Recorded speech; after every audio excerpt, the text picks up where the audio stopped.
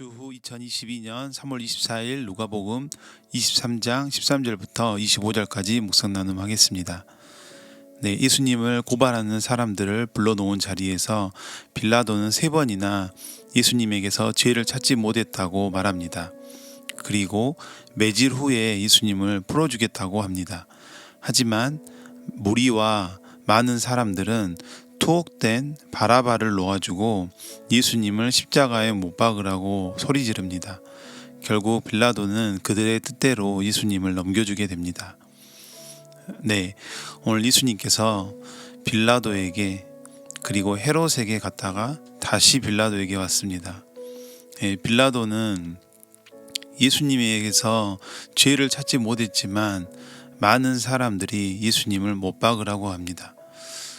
빌라도는 자신이 생각했던 판단보다 많은 사람들의 그 의견의 뜻을 따르게 됩니다. 우리가 빌라도가 이 상황에서 그 뜻을 거역하면 이제 받을 자신의 곤란한 상황들을 더 생각했던 것 같습니다. 우리도 살아가면서 이런 일들이 많이 우리 주변에 있을 수 있습니다. 예수님을 십자가에 못 박을 때도 표면적으로는 다수의 의견이 결정적으로 작용했습니다. 많은 사람들이 지지하는 말이라고 무조건 신뢰해서는 안 됩니다. 절대 기준은 오직 하나님에게만 있습니다.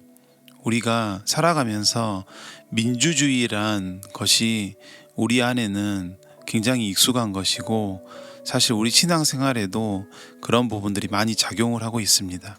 하지만 우리가 믿는 신앙은 민주주의도 아니고 인본주의도 아니고 신본주의라고 말할 수 있습니다.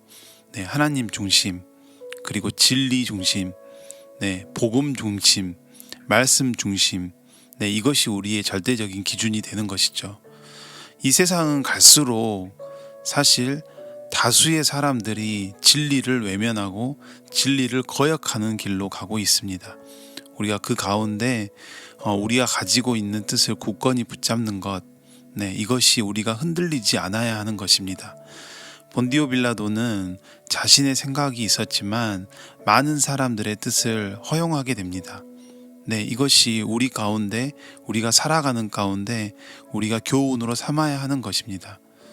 그의 이름이 본디오 빌라도에게 고난을 받았고 라고 우리가 지금 불러지는 것처럼 그가 어쩔 수 없었다라는 생각이 아닌 그의 판단을 통하여 예수님의 십자가의 처형의 결정이 되었던 것처럼 우리 또한 우리가 갖고 있는 어떤 진리에 대한 생각을 우리가 굳건히 붙잡는 것, 이것에 대해서 생각해 보았습니다. 이게 바로 우리가 믿고 있는 신앙의 믿음에 대한 부분입니다. 우리는 어떤 합리적인 것과 이성적인 것에 그리고 이해할 만한, 납득할 만한 것에 우리의 선택과 결정을 하고 나아가는 것이 아닙니다.